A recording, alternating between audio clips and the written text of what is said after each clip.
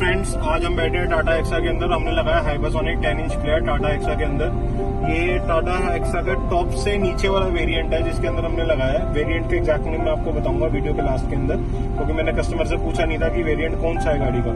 मैं सिस्टम आपको दिखाऊंगा। 10 इंचेस का सिस्टम है, पूरा रोटेटेबल डिस्प्ले है सिस्टम की। ये डिस्प्ले पूरी ऊपर भी चली जाती है, वो पूरी नीचे भी आ जाती है, और डिटाचेबल डिस्प्ले है सिस्टम की। और फिटिंग सिस्टम का आपको आइडिया दूंगा।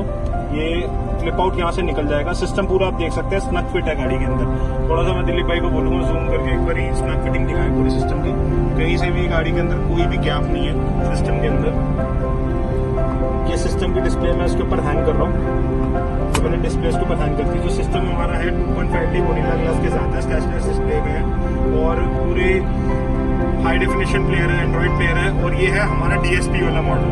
गाड़ी के अंदर हमने लगा रखे हैं हर्ट्ज के कंपोनेंट, हर्ट्ज का एम्पलीफायर और हर्ट्ज का सबवूफर।